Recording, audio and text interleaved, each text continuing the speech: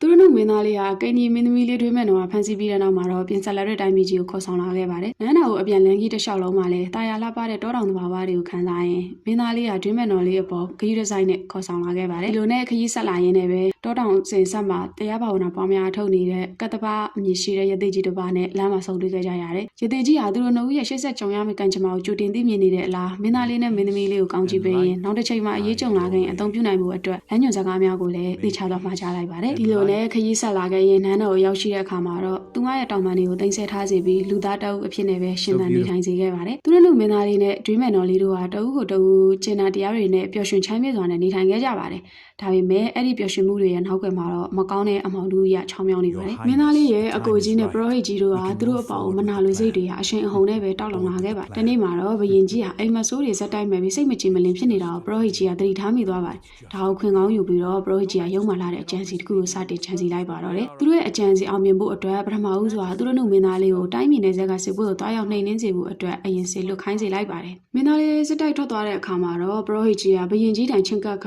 ဘရင်ကြီးရဲ့အိမ်မဆိုးတွေအရာတိုင်းပြည်နယ်လူမျိုးဘေးကင်းဖို့အတွက်ဆိုရင်ကိန်းကြီးမင်းသမီးလေးတွေးမယ်တော့ရစ်ပူစော်ရမယ်ဆိုပြီးတော့မဟုတ်မမှန်လိမ့်လဲရှောက်တင်လိုက်ပါတော့တယ်။ပရောဟိတ်ကြီးရဲ့စကားကိုကြားရတဲ့အခါမှာတော့ဘရင်ကြီးကတွေးမယ်တော်လေးပေါ်တနာကယူနာတက်ပင်မဲ့လဲတိုင်းပြည်အတွက်လိုအပ်တယ်လို့တွေးကဘလို့မှမတတ်နိုင်တော့ပဲနောက်ဆုံးမှတွေးမယ်တော်လေးကိုရစ်ပူစော်ဖို့အမိန့်ချလိုက်ပါတော့တယ်။ဘရင်ကြီးရဲ့ရက်ဆက်တဲ့အမိန့်ကိုကြားလိုက်ရတဲ့အခါမှာတော့တွေးမယ်တော်လေးကလွန်စွာပင်ကြောက်လန့်တုန်လှုပ်သွားခဲ့ပါတယ်။သို့တော်လည်းသူမရဲ့နောက်ဆုံးတောင်းဆိုချက်အနေနဲ့သူမရဲ့တောင်းပန်တွေကိုပြန်ပေးဖို့နဲ့ကိန်းကြီးအကောက်ကိုနောက်ဆုံးအချိန်ကပြခွင့်ပြုဖို့တောင်းဆိုခဲ့ပါတယ်။ဘရင်ကြီးကခွင့်ပြုပေးလိုက်တဲ့အခါမှာတော့တွေးမယ်တော်လေးကဝမ်းနဲ့ပူဆွေးမှုမျက်ရည်တွေကြားကနေတောင်းပန်တွေကိုခတ်ပြီးတော့ကောင်းကင်ယံစီတို့အရှိန်နဲ့ပြန်တက်က